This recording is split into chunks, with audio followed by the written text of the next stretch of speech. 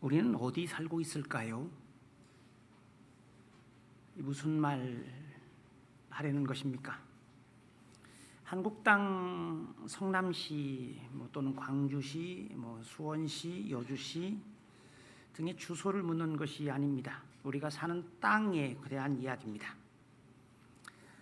사람들은 별 생각을 하지는 않습니다. 그냥 사는 것이지 성실하게 열심히라고 생각합니다.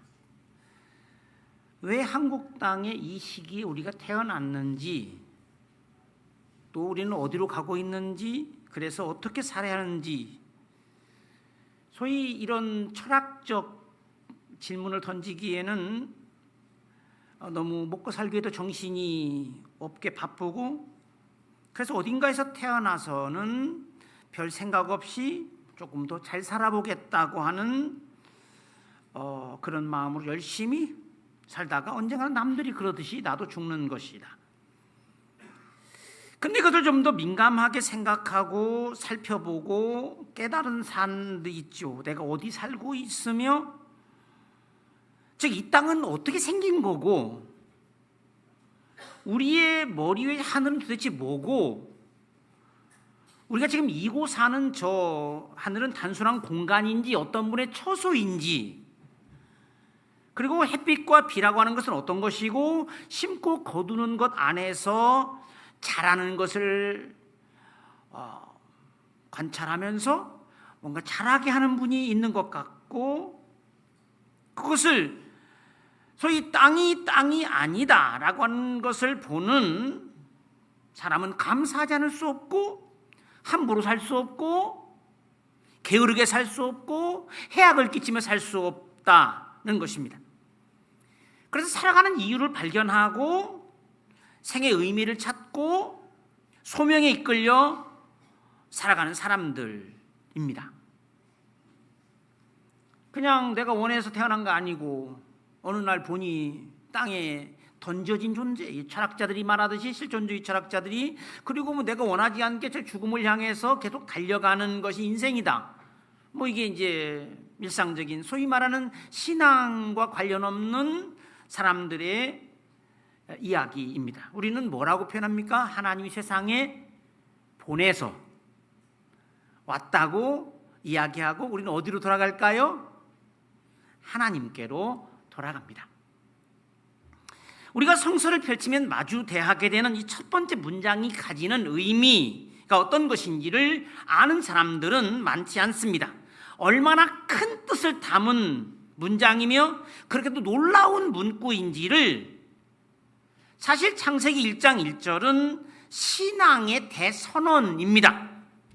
이 첫 문장은 첫째로 이제 앞으로 대하게 될 책의 성격이 무엇인지를 말해주죠. 이 책은 소설이나 시집이나 과학서나 수필이 아니라, 물론 문학 양식으로 보면 그 안에 시도 있고 신화도 있고 역사서도 있고, 또 어떤 슬픔의 탄식, 사랑의 노래 또는 예언 등으로 다양하지만, 이 책은 믿음과 신앙의 책, 즉 고백의 책. 이건 고백입니다. 둘째로, 그러므로 이 첫 구절을 넘어야 하는 이 첫 번째, 비로소 그 세계로 들어갈 수 있는 높은 문턱과 같고 그 안으로 들어가는 좁은 문과 같은 이 첫 번째 문장을 통과하지 않는 한 우리는 그 성서가 펼치는 세계로 들어갈 수 없다고 하는 것이 분명하죠. 이것을 넘어서는 것이 무엇을 뜻하는지를, 그 문으로 들어가면 펼쳐지는 세상이 어떤 곳인지를 암시하게 해주죠. 즉 이 대문과 같은 구절을 통해 들어가면 열리는 그 세계에는 신앙으로 이해하는 곳, 그래서 높은 문지방과 같고 그 문을 통과하지 못하는 사람이 많죠. 하나님이 세상을, 하늘과 땅을 만들었다라고 하는 이 구절을 받아들이기 어려운, 그런데 이 높은 문턱을 넘어, 문지방을 넘어 좁은 믿음의 문을 통과해 들어가면 거기에 열리는 것이 심히 드넓은 빛의 세계인 것을 알게 됩니다. 이 책은 그래서 성소 안에 열리는 새로운 세계에 대한 이야기책입니다. 거기서 우리는 하나님을 발견하고 그가 한 일들에 대하여 듣게 되고 우리와 같이 계시는 분에 대한 확신 속에 살게 됩니다. 이제부터 읽게 되는 것은 모든 걸 우리가 어떻게 봐야 하고 어떻게 살게 되는지를 제시하는 하나님 신앙의 교과서를 대하는 것이죠. 우리가 사는 세상은 우연의 산물도 아니고 하나님의 정교한 작품이라고 하는 것을 알게 됩니다. 창조 이야기는 사실 땅에 대한 이야기입니다. 우리가 신앙의 대선언인 첫 번째 문장 다음에 나오는 첫 단어가 땅입니다. 없던 것이 그 땅이 이제 경작하며 살아갈 삶의 터전이 되었다는 이야기, 즉 하늘과 계절과 해와 비와 등등이 그것 관련해 있죠. 여러분, 홍수 이야기도 사실은 변형된 창조 이야기입니다. 땅을 덮었던 물이 거두어져 보이지 않던, 살 수 없었던 그것이 하나님의 명령에 의해 물러가고 이제 마른 땅이, 우리가 디디고 설 땅이 생겼다는 이야기를 하려는 거죠.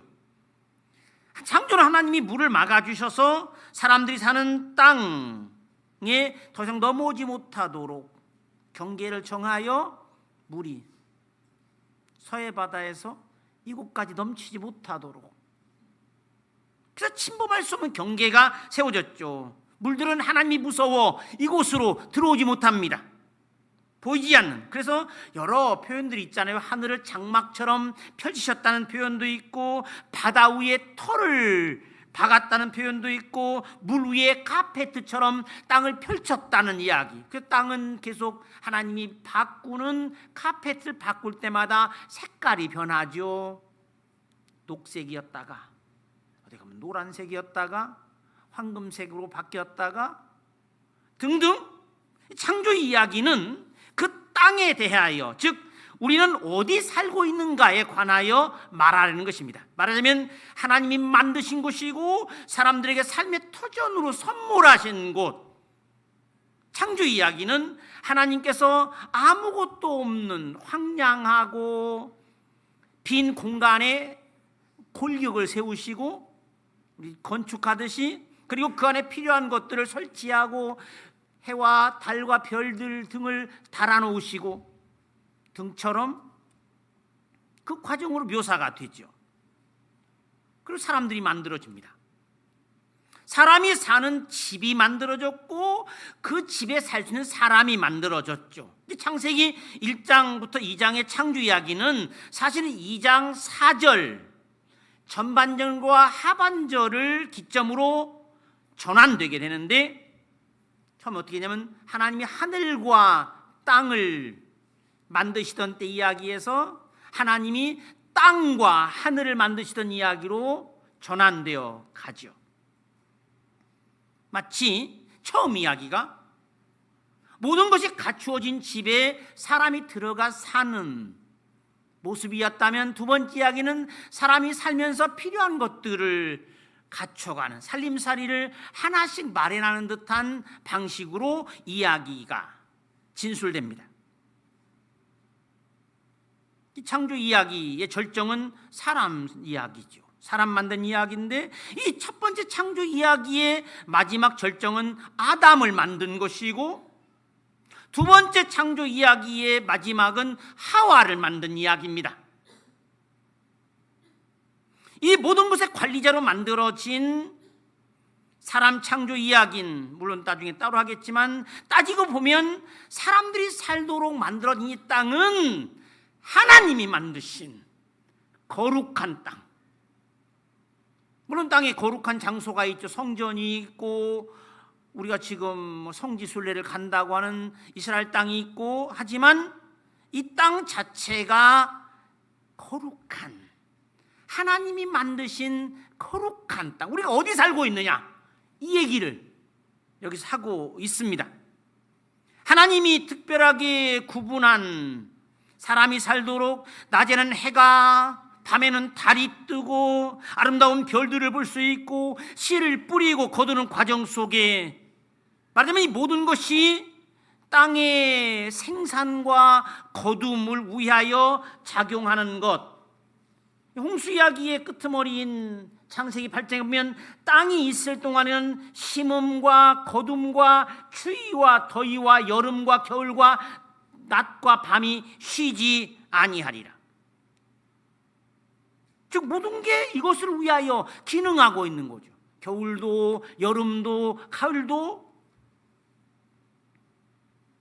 사실 여러분 이게 경제란 뜻인데요. 경제, 난 이코노미는 사실 두 개의 헬라어 단어가 결합된 것입니다. 우리가 지금 쓰는 카라는 기쁨이란 뜻이고 조에 생명이란 뜻이고 다른데 아가페 사랑, 희망, 엘피스 또는 은혜, 카리스 많이들 지금 사용하고 있는데 이 이코노미도 사실 두 개의 헬라어가 결합되어 만들어진 것이고 오이코스 집이란 뜻이고 우주란 뜻이고 노모스 규정, 규칙이란 뜻입니다.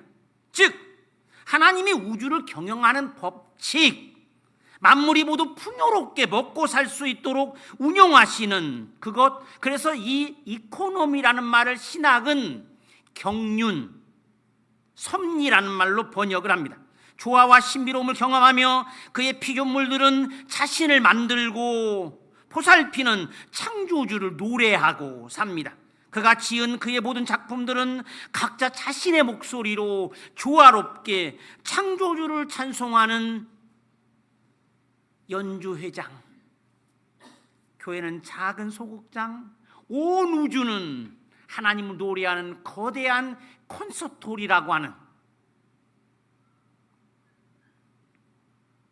땅은 그러므로 사람들이 마음대로 파괴하고 제 마음대로 할 수 있는 곳이 아니라 다는 사람이 땅에 속한 것이지 땅이 사람의 소유물이 아니죠. 사람이 땅을 만들어 사는 게 아니라 이미 만들어진 땅에 태어나서 잠시 거기서 살다가 거기로 돌아가는 것이죠. 우리가 소유권이라는 게 뭘까요? 소유권은 잠시 점유, 독점, 점유해서 사용하는 권한이죠. 여러분 돈 가지고 가실랍니까? 얼마나 아깝습니까? 그거 벌려고 애를 썼을 텐데. 무엇을 위하여? 땅은 사용하는 거죠. 잘 사용하는 게 인생입니다. 성공이라는 게 그거죠. 사람은 하나님이 만들어 선물하신 땅에서 잠시 체류자로 또 그에게 붙어 사는 소작인으로 사는 것이죠. 이건 신년에 관한 말씀에서 뚜렷하게 드러납니다. 토지를 영구히 팔지 말 것은 토지는 다 내 것임이라. 너희는 거류민이며 소작인들이며 동거하는 자로 나와 함께 있느니라. 그래서 땅은 조상들에게 상속받는 것이기도 하고 다른 말로 후손들에게 빌려 쓰는 것이라는 말로 설명하기도 합니다. 그러므로 이 땅에 사는 동안 우리가 그 창조주 하나님께 찬송이 되도록 살고 있을까? 찬양이 곧 성서가 말하는 본질적인 삶이죠. 내가 나를 찬송하게 하려고 너희를 내 백성을 지었다. 우리는 뭐 성악가라는 뜻입니다. 음악가라는 뜻입니다. 하나님을 노래하는 우리 자신이 악기통이 되어 소위 악기를 증폭하는 첼로나 바이올린이나 그 속에 음을 넣어서 확대시키는 것처럼 전에 제가 말씀드렸지만 우리가 성서가 말하는 삶과 죽음에 관하여 말한 적이 있죠. 삶이란 뭘까요? 죽음이란 뭘까요? 삶은 하나님에 대한 감사가 드려지고 찬송이 불리는 그곳. 죽음은 침묵의 장소. 하나님에 대한 노래가 멈추는 그 자리가 바로 죽음이다. 여러분 행복하지 않은 사람은 불행한 것이에요. 웃음이 없는 사람은 불행한 것이에요.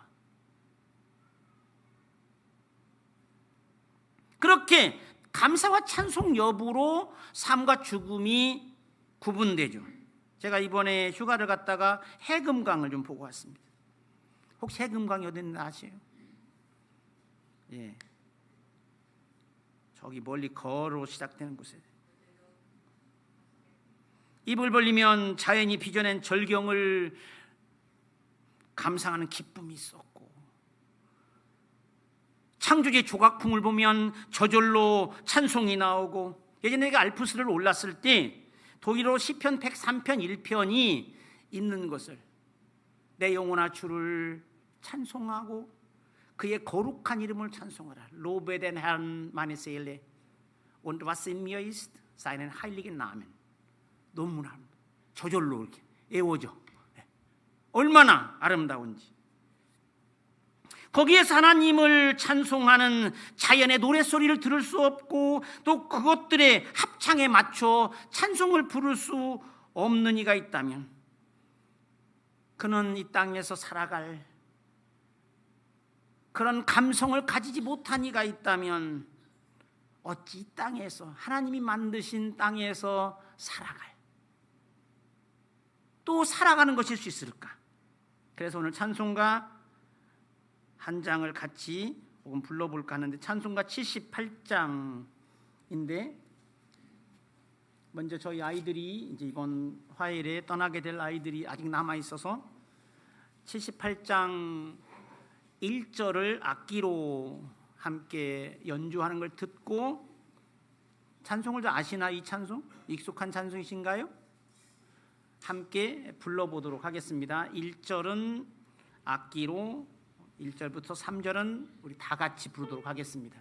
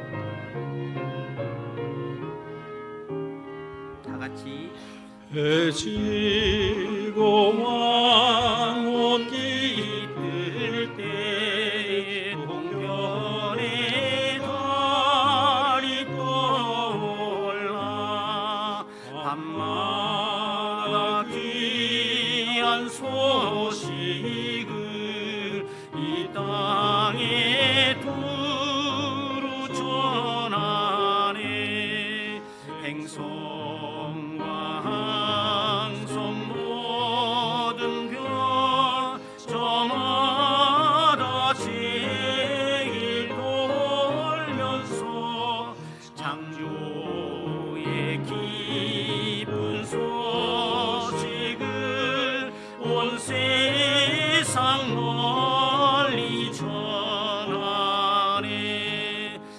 엄숙한 침묵 속에서 무별이 제길 따르며 지구를 싸고 돌 때에 들리는 소리 없어도 내 마음 귀가 열리면 그 말씀 밝히 들리네. 우리를 지어내시는 대주제 성부 하나님.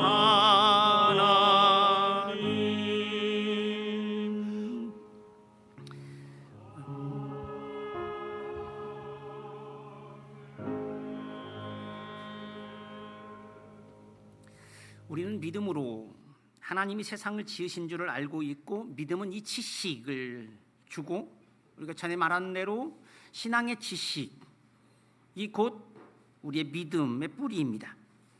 히브리서는 그 믿음 안에 산 사람들의 이야기를 전해주고 있습니다. 그 어려운 중에도 믿음과 소망을 잃지 않고 살아온 사람들, 즉 그들은 죽었으나 오히려 믿음으로 지금 노래하고 있고 말하고 있고 우리에게 전해주고 있는, 우리는 이 땅에 잠시 노래하는 소리로 있다가 가는 것이 인생이죠. 한편으로는 개미이자 다른 한편은 배짱이로서, 그것이 우리 인생입니다.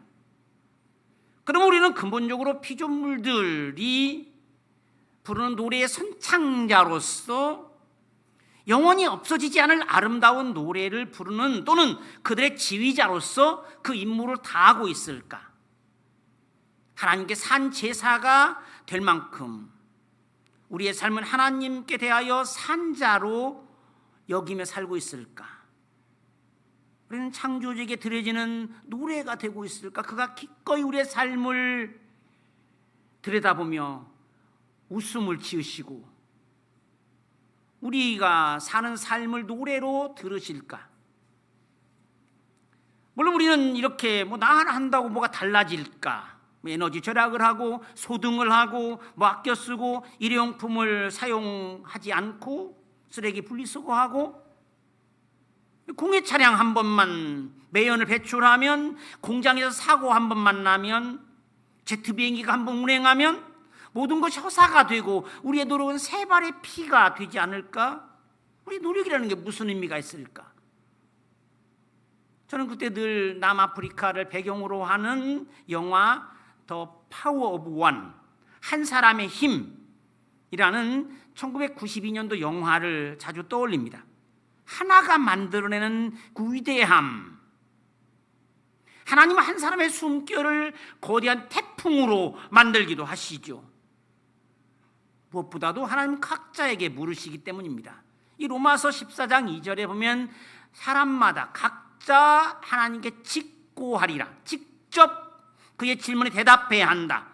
하나님 앞에서 각자 책임을 쓸모없어서 안 했습니다. 그래서 너는, 늘 묻는 게 있죠. 그래서 너는, 남은 그렇다 치고 다른 사람은 그렇다 치고 그래서 너는 이라고 물으실 때, 사실 우리 환경운동의 원리를 담은 구호 같은 것이 보통 그것이었죠. 전 지구적으로 생각하고 지역적으로 행동하라. Think globally, act locally. 이것이 신앙생활과 교회 원리에도 적용되죠. 온 세상을 책임지고 다스리시는 하나님의 뜻, 그분의 관점에서 보고 자기가 있는 그 땅에서 올바로 행동하며 살아가는 것. 교회는 그런 사람들의 모임이죠. 믿음으로 그리스도의 정신에 따라, 그 모범을 따라 성령의 능력으로 사랑으로 결합된 유기체, 교회의 머리인 그리스도의 뜻대로 움직이는 손과 발 같은 성도들이 구성되어 있고, 그 교회는 대장의 지휘에 따라 전투를 치르는 군대처럼 하나님의 백성, 하나님의 군대로서 일사불란하게 움직이며 하나님의 계획과 뜻을 이루는, 그리고 결국 승리를 거두는 부대. 그래서 우리는 누구를, 우리를 지휘하신, 우리를 이끌어 가신, 우리에게 힘을 주신 하나님을 노래하고 찬송하는 기쁨 속에 삽니다. 우리가 원칙적으로 고백하는 대로 우리는 살죠. 언행일치 삶을 삽니다. 믿는 대로, 고백하는 대로, 행함과 진실함으로. 올해가 사도신조와 짝을 이루는 니케아 신조라고 하는 이 신조를 나중에 구별해 설명해 보겠지만, 사도신조는 나는으로 시작하고 개인 고백처럼 라틴어로 되어 있고, 거기에 비하여 조금 긴 니케아 신조는 헬라어로 되어 있고 우리는으로 공동체 고백으로 되어 있는데, 니케아 신조가 올해 발표된 지 올해 1700년이 되는 해입니다. 하나님에 대한 고백은 한마디로 창조주에 대한 고백이죠. 우리 신앙의 삶의 모든 기초가 되는 것. 우리의 모든 것, 즉 보이는 것과 함께 보이지 않는 것까지도 창조하신 하나님에 대한 믿음. 사랑이 보이나요? 용기가 보이나요? 그것도 주님이 만드신 것. 우리의 마음이 보이나요? 믿음은 원래 전체가 아니면 아무것도 아닌 거예요. 근데 믿거나 말거나예요. 원래. 그래서 적은 믿음은 믿음이라고 할 수 없습니다. 방아를 돌릴 수 없는 물을 우리는 물이라고 할 수 없듯이 사실 우리가 사는 세상은 늘 부정적이고 절망적이죠. 그런데 우리는 누구를 믿고 있습니까? 하나님을 믿고 삽니다. 나를 믿는 게 아닙니다. 내가 절망하는 것이 중요한 게 내가 할 수 있느냐 없느냐가 아니라 나는 실패해도 하나님의 뜻이 이루어지고 그래서 누가 뭐래도 나는 하나님을 믿고 있고 하나님에 대한 소망을 버린 적이 없고 온 세상이 어두워도 하나님 안에서 빛을 보고 그를 소망하고 그가 펼쳐주신 세상 안에서 살아가는 것. 하나님이 세상에 대한 자신의 사랑을 포기하지 않았기 때문에 나도 좌절할 수 없으며 세상을 향한 그의 뜻이 반드시 이루어질 것을 믿기에 나도 포기할 수 없으며 하나님이 사랑하는 사람들이기에 나도 그들을 버릴 수 없고 그리스도가 위하여 죽으신 형제이기 때문에 그들에게 나의 모든 정성을 다하는 것이라고.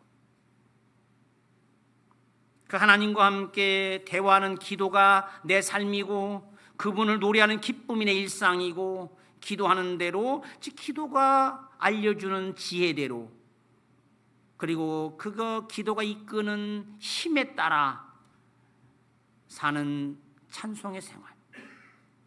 저는 거룩하신 하나님이 만드신 이 거룩한 땅에서